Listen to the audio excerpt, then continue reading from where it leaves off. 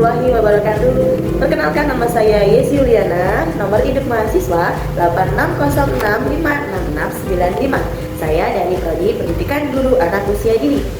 Langsung saja ya untuk pertanyaan yang pertama, bagaimana filsafat ilmu mengawasi dan mempertanyakan eksistensi, keilmuan serta nilai-nilai dalam ilmu. Filsafat ilmu itu berperan sebagai landasan kritis dalam ilmu pendidikan dengan cara mengkaji tiga aspek utama, yaitu ontologi, epistemologi, dan aksiologi. Dalam ontologi, ia mempertanyakan apa hakikat pendidikan itu, objek yang dipelajari, serta realitas dalam dunia pendidikan. Epistemologi mengkaji bagaimana pengetahuan pendidikan diperoleh dengan metode yang digunakan, serta kebenaran ilmiahnya. Aksiologi menilai manfaat dan nilai-nilai yang terkandung dalam pendidikan seperti etika, moral, dan tujuan pendidikan itu sendiri.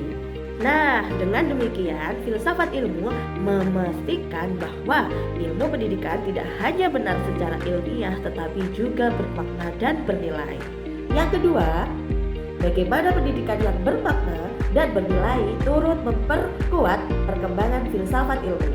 Pendidikan yang bermakna dan bernilai akan menghasilkan praktik pendidikan yang tidak hanya fokus pada transfer ilmu, tetapi juga pada pembelajaran karakter dan pemikiran kritis.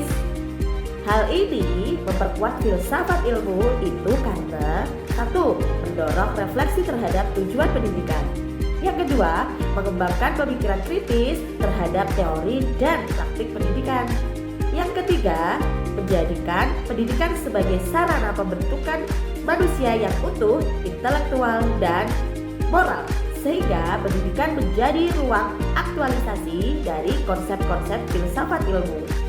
Selanjutnya yang ketiga adalah mengapa filsafat ilmu disebut pisau analisis, ontologi, epistemologi, dan aksiologi dalam membedah persoalan pendidikan.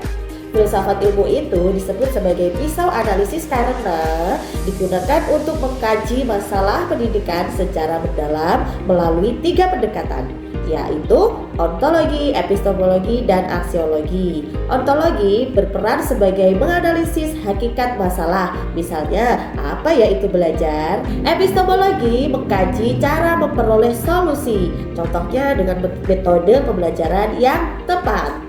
Dan aksiologi menilai dampak dan nilai dari solusi tersebut, contohnya apakah bermanfaat dan etis untuk pendidikan itu sendiri.